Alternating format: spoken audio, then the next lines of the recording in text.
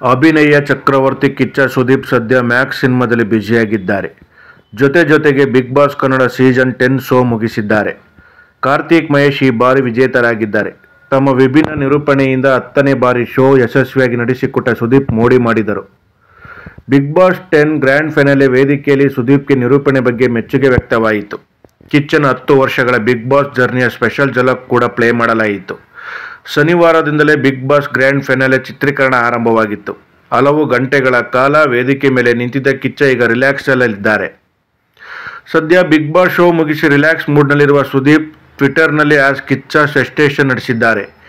ಈ ವೇಳೆ ಅಭಿಮಾನಿಗಳು ಇಂಟ್ರೆಸ್ಟಿಂಗ್ ಪ್ರಶ್ನೆಗಳಿಗೆ ಉತ್ತರಿಸಿದ್ದಾರೆ. ಈ ವೇಳೆ ಸಾಕಷ್ಟು ಇಂಟ್ರೆಸ್ಟಿಂಗ್ ಪ್ರಶ್ನೆಗಳಿಗೆ ಪ್ರತಿಕ್ರಿಯೆ ನೀಡಿದ್ದಾರೆ.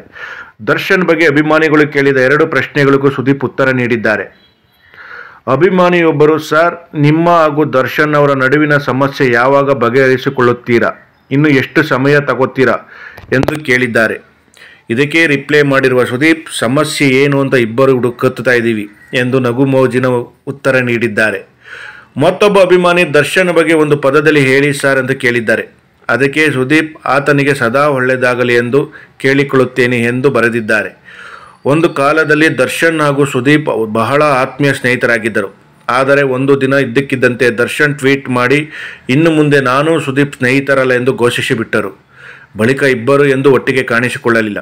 ಪರಸ್ಪರ ಅಂತರ ಕಾಯ್ದುಕೊಂಡೇ ಬಂದಿದ್ದರು. ಆದರೆ ಸುದೀಪ್ ಮಾತ್ರ ದರ್ಶನ್ ಕಡೆ ಸ್ನೇಹದ ಹಸ್ತ ಚಾಚುತ್ತಲೇ ಇದ್ದಾರೆ.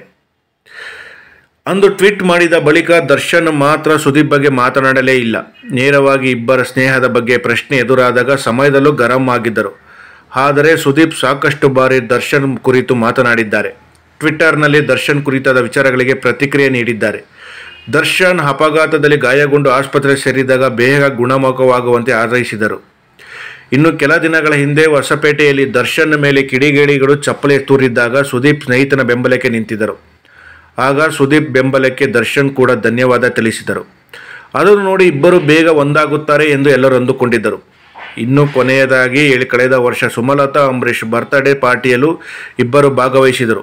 ಆದರೆ ಮಾತನಾಡಲಿಲ್ಲ. ಅಂದು ಅವರಿಬ್ಬರನ್ನು ಸುಮಲತಾ ಅಂಬರೀಷ್ ಅವರು ಒಟ್ಟಿಗೆ ಸೇರಿಸುವ ಪ್ರಯತ್ನ ಮಾಡಿದರು. ಅಂದು ಇಬ್ಬರು ಮುಖಾಮುಖಿ ಕೂಡ ಆಗಿದ್ದರು. ಎಲ್ಲ ಮರೆತು ಮತ್ತೆ ಕೈ ಕುಲುಕುತ್ತಾರೆ ಎಂದೇ ಎಲ್ಲರೂ ಅಂದುಕೊಂಡಿದ್ದರು. ಆದರೆ ಅಂತಹ ಮ್ಯಾಜಿಕ್ ಏನೂ ನಡೆಯಲೇ ಇಲ್ಲ. ಬಳಿಕ ಕೂಡ ಈ ಬಗ್ಗೆ ದರ್ಶನ್ ಮಾಧ್ಯಮಗಳ ಜೊತೆ ಮಾತನಾಡಿದರು. ಸಮಯ ಬಂದಾಗ ಎಲ್ಲ ಸರಿ ಹೋಗುತ್ತೆ ಎಂದಿದ್ದರು. ಸದ್ಯ ಸ್ನೇಹಿತನ ಬಗ್ಗೆ ಸುದೀಪ್ ಈಗ ಮಾತನಾಡಿರುವುದು ಅಭಿಮಾನಿಗಳ ಗಮನ ಸೆಳೆಯುತ್ತಿದೆ.